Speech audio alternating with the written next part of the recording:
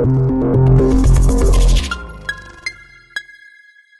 you've had such a crucial role in the development of this iteration of Bond as an actor, obviously, but also just in terms of developing the stories and the tone and suggesting Sam Mendes and Javier Bardem.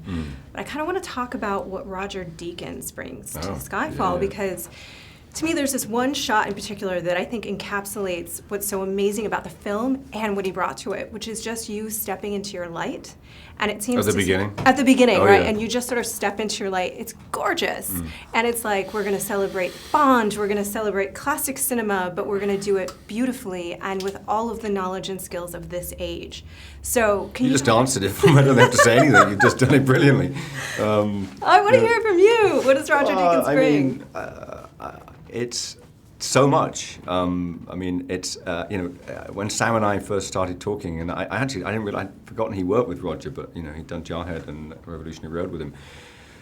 But when we started talking about it, we were very passionate about the style. It's like the look of the early Bond movies and the kind of from everything from costume sets and Ken Adams' set and all those sort of things. But it's bringing Roger in and having someone like that.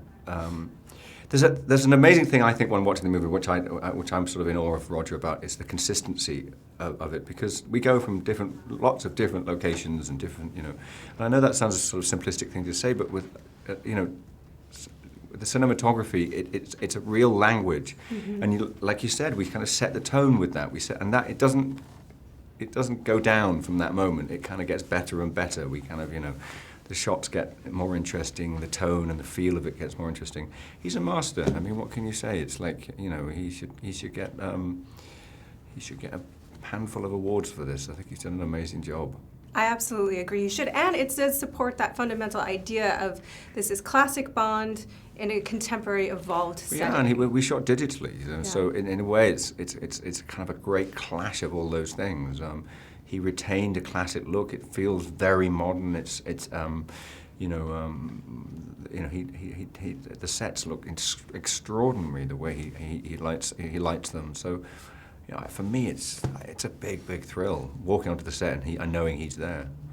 I also have to talk about, obviously, Javier Bardem, because this is such a great villain. Obviously Javier Bardem. Javier Bardem, we have to discuss Silva, because he's so great. But this is what's really cool about the character, and I know you guys talked a lot about this.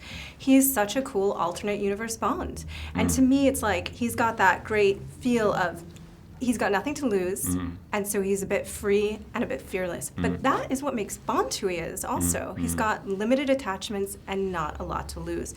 Do you feel like that's something that Skyfall is exploring for the character? For sure, yeah, and having them sort of become from very similar backgrounds in a way. Having someone like Javier to bounce off is just, it means you have to kind of up your game. Well, the character has to up his game as well. I mean, as well as just me as being an actor, I've got to up my game. But the stakes are raised. Javier does it brilliantly, though, because like you sort of mentioned, he never forgets he's playing a Bond villain. So you get that fun and that kind of twinkle. He's got that anyway, because he's got so much charisma. It makes me sick. But that's what kind of that's what you want from a Bond villain. You want to be kind of creeped out and kind of and though he doesn't have the underground submarine base and the kind of the rocket ship or whatever it is, he's got all of that in abundance in his character. That history there.